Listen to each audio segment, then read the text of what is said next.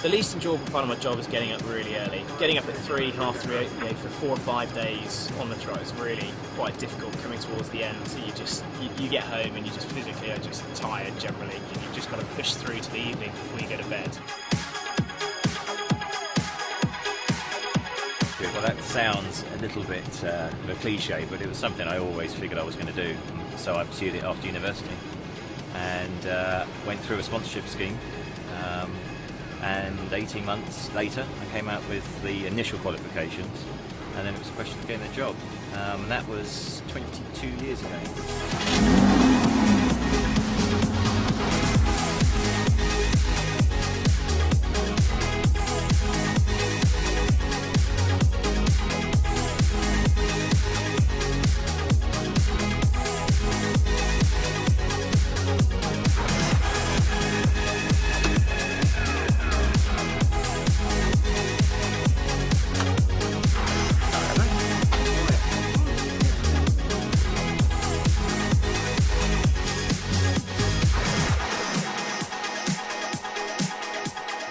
Well, the weather's all pretty good. Cool.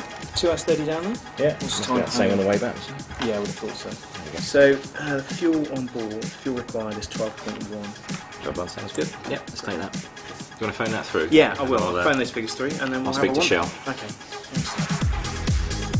There's lots of different aspects that make the job enjoyable. The mix of people that you work with can be enjoyable and frustrating, but there's no one particular aspect. The whole thing as a package, stacks up to be a good place to come to work.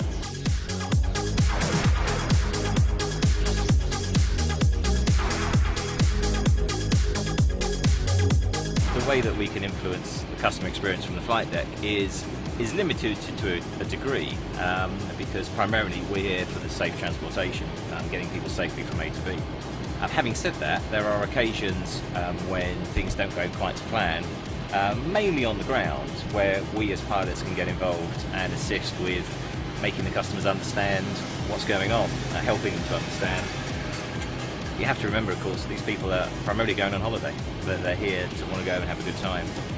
And inevitably, from time to time, delays, for example, technical problems with the aircraft will mean that can't happen quite in the time frame they were expecting. And as we as pilots are often best placed to come up to the departure lounge and explain what's going on. And that does tend to work well. I had an experience like that a couple of weeks ago on a delayed flight, and the passengers were very receptive.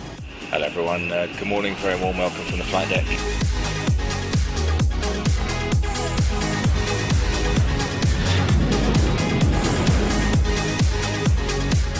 Going up and coming down is the best bit. So the best destinations are the ones that are fairly close. The sector lengths are longer than that. You're just wanting to sort of fast forward a little bit.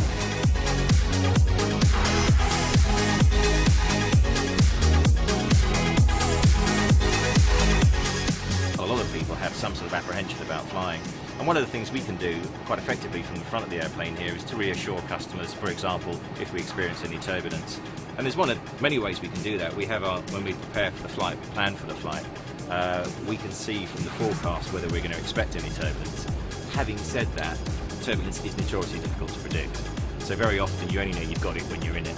And for many people, turbulence is one of their biggest concerns. So we can come across, explain what's going on. I really enjoy flying to some of the more trickier destinations. We go to some airfields which are Category C airfields. So they take some simulator training, and there's just a bit extra to think about. I think probably my favourite airfield is Innsbruck, really. It's in the mountains when the weather's nice, it's just a beautiful day out. The best part of being a pilot to me is that I love flying airplanes, and I often say to people when they ask me that essentially I get paid for my hobby, and I feel very lucky and privileged that I have a job that allows me to do that.